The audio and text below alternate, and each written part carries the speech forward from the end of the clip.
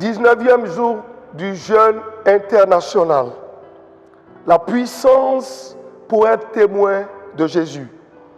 Dieu a promis la puissance de son Saint-Esprit à ceux qui sont prêts à partager la bonne nouvelle avec les personnes que Dieu a mises dans leur vie. Lecture du jour, Actes le chapitre 1, le verset 8. Mais vous recevrez une puissance, le Saint-Esprit, survenant sur vous, et vous serez mes témoins à Jérusalem, dans la Judée, dans la Samarie et jusqu'aux extrémités de la terre. Lecture supplémentaire.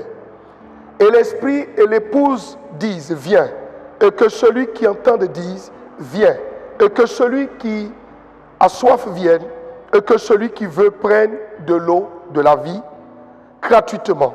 Apocalypse le chapitre 22, le verset 17. Réflexion sur la lecture du jour.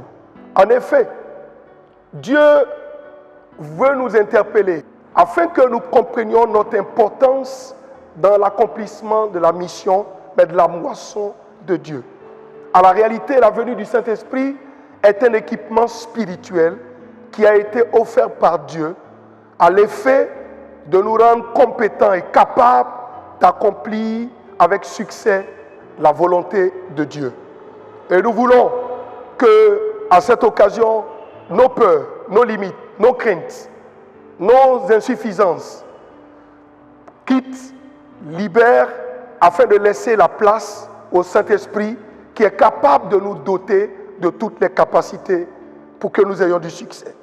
Ainsi donc, en ce 19e jour, prière à tout l'ensemble de l'Église de comprendre d'une part la mission à laquelle le Seigneur nous appelle, mais d'autre part de voir la capacité et le revêtement que nous avons de la part du Seigneur notre Dieu pour mettre de côté nos insuffisances et nos limites, de sorte que nous soyons capables d'accomplir avec succès l'œuvre de Dieu. Ainsi donc, 3 sujets de prière, en somme, vont retenir notre attention. Les voici comme libellés.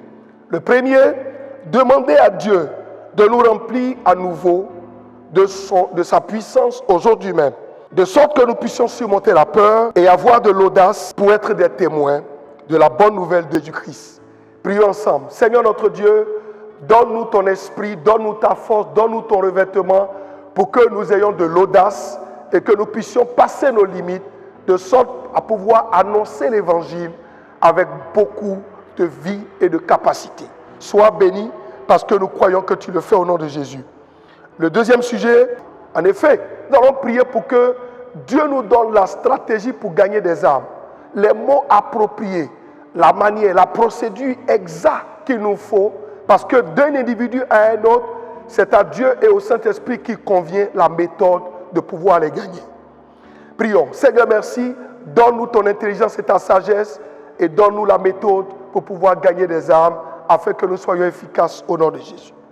Le dernier sujet de prière, prier pour ceux qui sont appelés à être des témoins jusqu'aux extrémités de la terre, afin que Dieu leur donne l'opportunité, la faveur et la sécurité. Prions, car en effet, tous ceux qui sont en train de faire l'œuvre de Dieu partout dans le monde sont en proie à quelques difficultés. Prions ainsi. Père, souviens-toi de tes serviteurs qui sont dans les lieux, dans les confins de la terre, dans des lieux insécures, dans des lieux difficiles, en train de faire ton œuvre. Nous prions que ton soutien, ta sécurité, ta présence leur donne la garantie du succès. Merci, notre Dieu, pour ce que tu fais au nom de Jésus-Christ.